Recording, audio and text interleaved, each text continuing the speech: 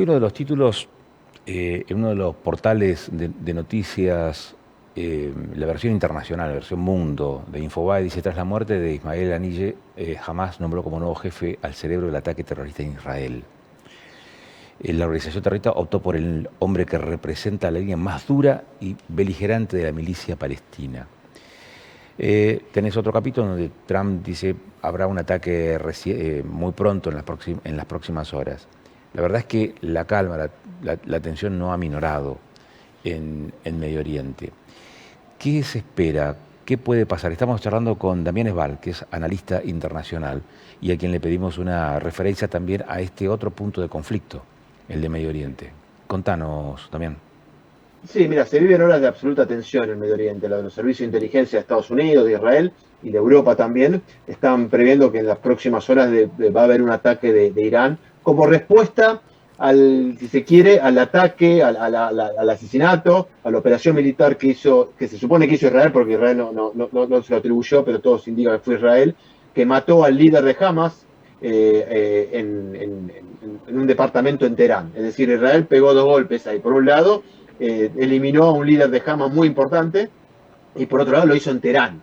Entonces esto haría que Irán responda a este ataque y están esperando eso. Así que son horas de mucha tensión en el Medio Oriente y a nivel global, porque nadie sabe el alcance de lo que puede tener este ataque. Tenemos un precedente que fue el de ataque de abril, no sé si recordás, sobre Israel, que fue controlado de cierta manera por Israel, Estados Unidos y algunos aliados ahí en Medio Oriente. Este ataque no se sabe muy bien qué profundidad va a tener, la participación que van a tener los grupos aliados de Irán en Medio Oriente, como Hezbollah en el norte de Israel, Hamas en el sur, los Houthis que están en Yemen, si es un ataque combinado y cuál va a ser claramente la potencia de ese ataque. Y ahí, bueno, va a desencadenar un enfrentamiento que, de nuevo, uno a veces sabe cómo puede empezar, pero no sabe cómo termina esto. Así que son horas de extrema tensión en el Medio Oriente. Y puntualmente lo que vos decís, si la eliminación de Haniyeh hizo que Hamas rápidamente busque un reemplazante y tuvo la decisión de poner a Sinwar, que es el líder de Hamas, el responsable principal del ataque del 7 de octubre en Israel. Es decir, está redoblando la apuesta Hamas, se está mostrando muy desafiante, pero creo que lo que hoy más hay que mirar en Medio Oriente justamente esto, la inminencia de una posible escalada de la guerra con la participación de Irán y con todo también espera una respuesta muy fuerte de Israel. Así que son momentos de absoluta tensión. Es como que nadie quiere escalar el conflicto, sobre todo Estados Unidos, Europa. Hasta te diría que no sé si Israel e Irán lo quieren escalar, pero me parece que va a ser inevitable que algo suceda. Y vamos a ver si es controlado, como fue en abril, o si algún hecho, porque esto uno sabe cómo empieza, pero algún misil, algo que genere un daño fuera de lo esperado, puede generar una escalada de consecuencias impredecibles, claramente. Me están escribiendo y me dicen: ¿por qué el conflicto en Medio Oriente? ¿Por qué este conflicto? ¿Tiene que ver con dinero, tiene que ver con petróleo, tiene que ver con tierra, con territorio, tiene que ver con religión, tiene que ver con todo eso junto? Recordarnos ponernos en autos, porque uno empieza a desgranar, digamos, las cosas que van ocurriendo día a día y quizás pierde de foco, sale de foco cuál es el origen de todo esto.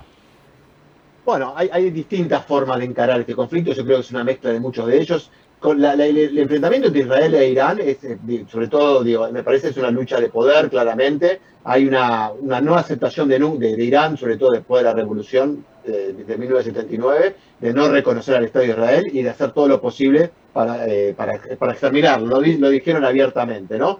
Hay una guerra, claramente, un tema religioso en el medio, hay un tema de poder.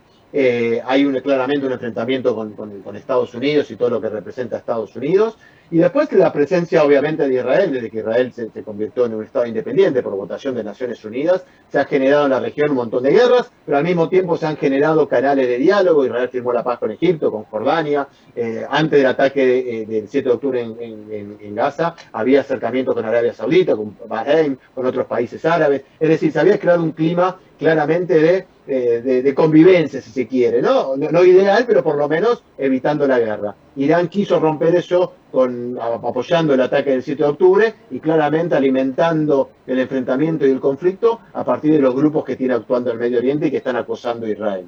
Me parece que ahí hay una cuestión que tiene que ver con el terrorismo y claramente con el fundamentalismo religioso, y que también es una cuestión de poder, ¿no? De poder regional y también de una lucha interna dentro del mundo musulmán, ¿no? Entre los países musulmanes, entre los chiitas y los sunitas, que es un enfrentamiento, bueno, de siglos, histórico y religioso, que también juega en esta disputa. Es decir, es muy difícil quizás explicarlo en tan poco tiempo, pero claramente se cruzan un montón de intereses, de conflictos políticos, económicos, de poder, de religión, y bueno, todo hace un combo en donde los sectores más radicalizados hoy manejan la agenda del Medio Oriente. Entonces, bueno, se hace muy difícil encontrar salidas que no sean estas, ¿no? De la violencia y los enfrentamientos. Y la mirada que tiene la Argentina, sobre todo desde esta gestión, la gestión actual de gobierno, eh, con un posicionamiento diferente, tanto en el énfasis como en el lugar en donde se posiciona respecto a este conflicto, ¿implica algún tipo de riesgo para la Argentina o qué ves vos? Mira, Argentina en la política exterior de este gobierno tomó una decisión de un alineamiento absolutamente absoluto y total con Occidente y sobre todo con Estados Unidos y con Israel.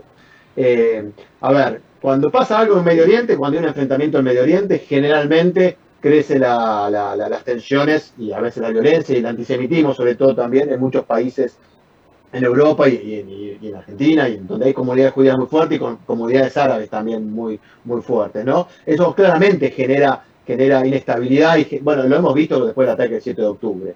En Argentina, claramente, es una comunidad judía muy importante, además ha sufrido ya 2 atentados, no olvidemos el de la Embajada de Israel en el 92 y el atentado a la AMIA del 94, que se cumplieron hace 2 semanas, 30 años, y ahí el hilo conductor es Irán, ¿no? Irán estuvo detrás de esos atentados, Irán está detrás también de la inestabilidad que se está viviendo en Medio Oriente.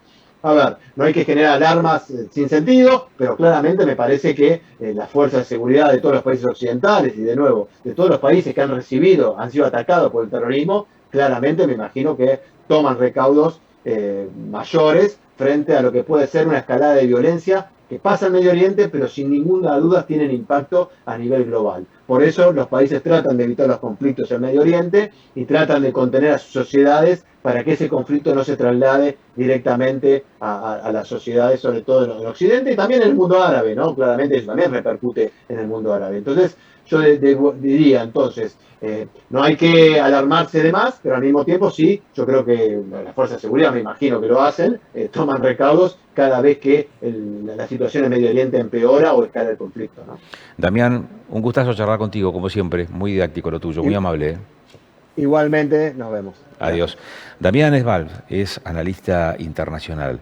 ¿Qué pasó con la amenaza de Irán a Israel? Es el tema sobre el cual estábamos charlando. Este recrudecimiento de la situación beligerante en Medio Oriente, entre Irán, Israel, Palestina, grupos terroristas perfectamente identificados como Hamas, Hezbollah. También las implicancias que esto podría llegar a tener fuera de la región, fuera de la zona de confrontación, sobre todo teniendo en cuenta esto que mencionaba hace minutos nada más Damián, los antecedentes que tiene la Argentina del 92 y el 94, los atentados terroristas de la Embajada y de la AMIA, ¿no? Que han sido muy dolorosos para la historia más o menos reciente de nuestro país, en donde la comunidad israelita es numerosa, y estos han sido 2 golpes muy fuertes del terrorismo vinculado sobre todo a Irán. Hablamos de temas internacionales y te decíamos también, esta semana arrancó con un clima de preocupación en función de lo que se pudo observar en los mercados internacionales, con reveses, por ejemplo, en las acciones de nuestro país, con resultados negativos en los principales centros bursátiles del mundo. ¿Esto qué significa? ¿Qué estuvo pasando o qué está pasando por estas horas a nivel mundial en el plano económico? Está Juan Pablo Serra con nosotros, es economista. Juan Pablo, ¿cómo te va? ¿Qué decís? ¿Qué tal? ¿Cómo estás? ¿Cómo va? Bien, bien. Expectante por saber si estos movimientos que se dieron ayer, vos contame cómo estuvo la jornada, cómo está la jornada de este martes, ¿no? Pero es para preocuparse, no es para mirar con atención, sí, más, menos. ¿Qué pasa en ese terreno y si puede tener algún tipo de repercusión en la Argentina? Bueno, mira, lo que pasó fue un lunes negro, ¿sí? Que se preveía que iba a tener una repercusión global porque empezó en Japón, que es uno de los mercados que primero abren, digamos, empezó un lunes en Japón, que era la noche de acá. Por lo tanto, se había generado todo un ambiente muy negativo, ¿sí? Que tuvo repercusiones el día lunes en todas las bolsas del mundo, con bajadas, digamos, menores a las que había tenido originariamente en Japón. Pero ¿qué pasó? En el día de hoy la bolsa de Japón anduvo bien y todas las bolsas mundiales se recompusieron, ¿sí? O sea que esto fue un evento en particular que encendió todas las alarmas, pero después no pasó nada, ¿sí? Eso es lo que más o menos podemos decir hoy martes. A ver, obviamente, lo que tenemos que analizar es que hay una velocidad creciente en salir de las posiciones financieras, ¿sí? Tanto acciones como bonos, ¿sí? Y refugiarse más en el dinero en efectivo o en la tasa de interés. Esto que pasó el lunes nos podría advertir, ¿sí? Que en cualquier momento puede pasar de nuevo, ¿sí? Y que hay mucha gente que, si bien está en posiciones financieras, como te decía, acciones, bonos, no van a dudar en salir frente al primer indicio. Así que esto me parece que es lo que podemos ver de diferente con respecto a la semana pasada. Es decir, tuvimos ya un ensayo de un montón de gente vendiendo sus títulos, deshaciéndose de todo por miedo a que pase algo grave, que finalmente no pasó, todo se recuperó, pero creo que nos tenemos que quedar con esa posibilidad. Uh-huh. En un momento en donde la economía de la Argentina, bueno, para los defensores, digamos, de este esquema económico es un momento de recupero. Otros actores hablan con mayor preocupación respecto de lo que está pasando en Argentina, pero estos movimientos ponen en tensión, en crisis, ese rumbo elegido por la gestión de Milei a nivel país y a nivel de política económica interna, Juan. Bueno, obviamente todo lo que pasa en el mundo siempre termina de una u otra manera afectando a nuestro país, tanto como al resto de los países. Es decir, en esto no hay nada, nadie está exento de todos estos movimientos que se dan en el mundo.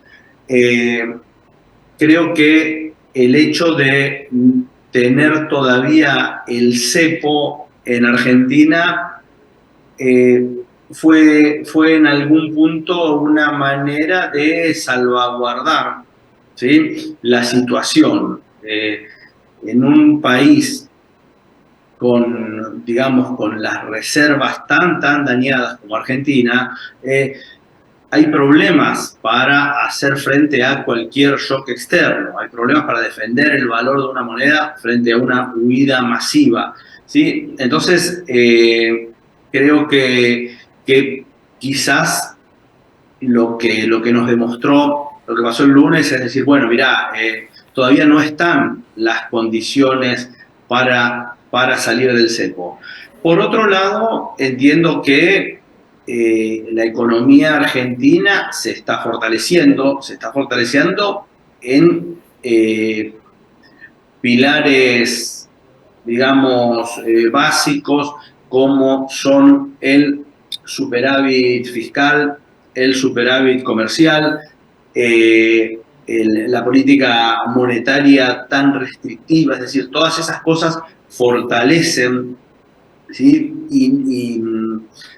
digamos, nadie se va a ir corriendo de Argentina por esta situación, ¿sí? Si nosotros estuviésemos en un país con un déficit fiscal importante, con déficit comercial y con una situación del Banco Central muy débil, como la que teníamos el año pasado, ¿sí?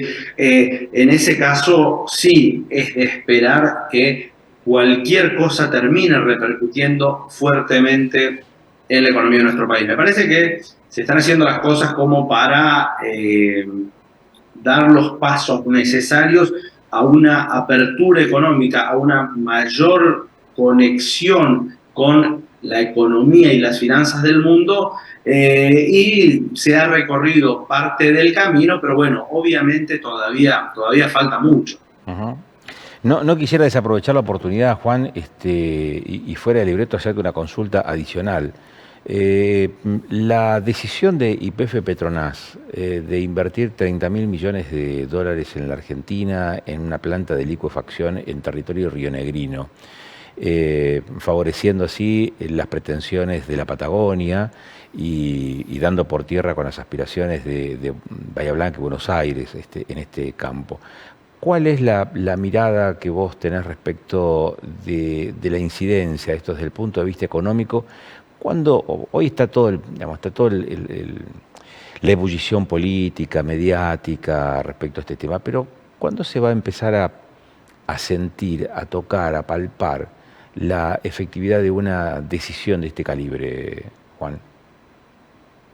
Bueno, mira, yo te diría que el tema no pasa por la decisión en sí, sino por las cuestiones que llevaron a que se tome esta decisión. Es decir, que alguien invierta 30.000 millones de dólares en nuestro país es una muestra de confianza hacia el futuro del país. Es decir, esto no pasa por casualidad, ¿sí? Sino que hay gente que ha evaluado que las condiciones de nuestro país por los próximos años van a ser buenas y van a permitir el retorno, digamos, de esa inversión, que es por la razón por la cual se invierte, ¿sí?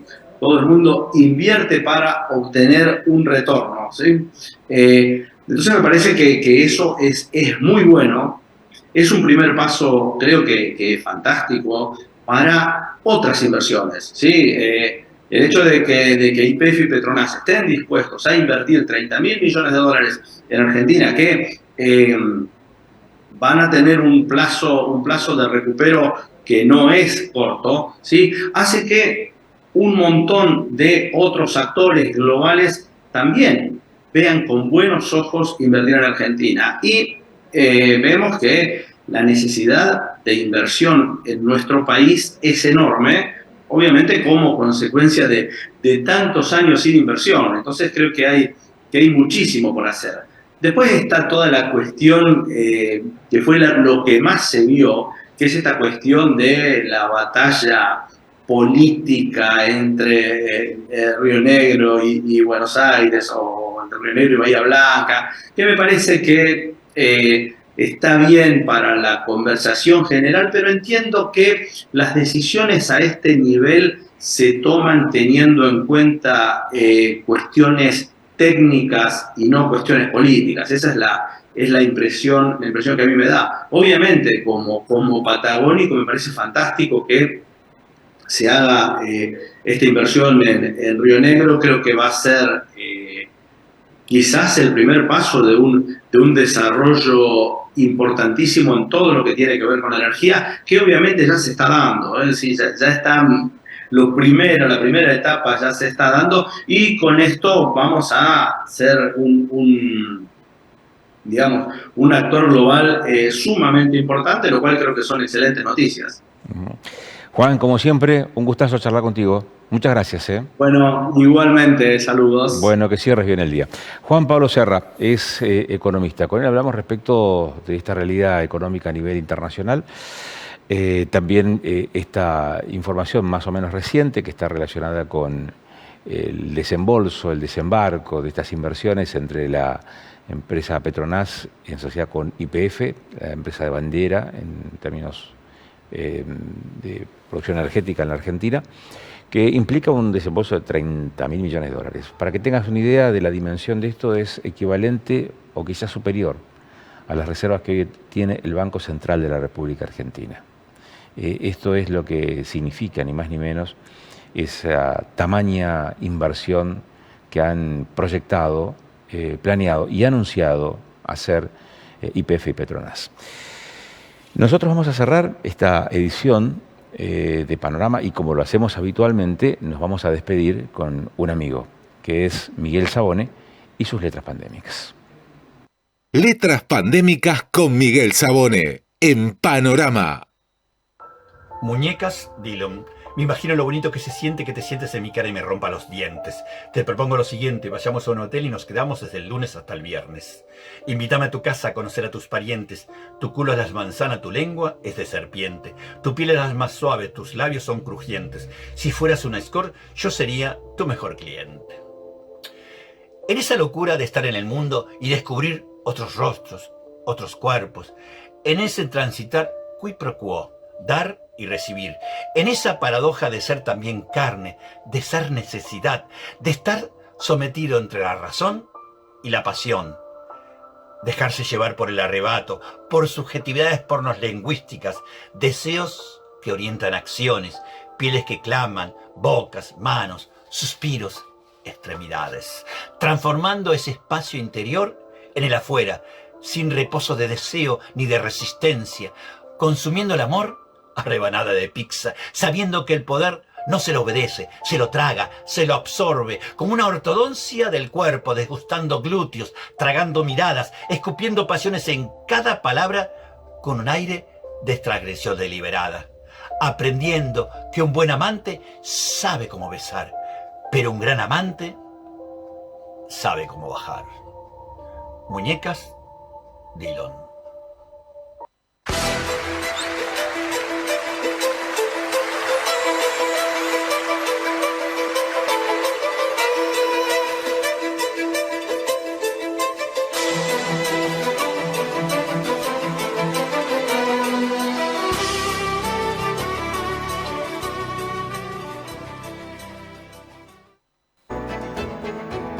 Gobierno de la provincia del Neuquén.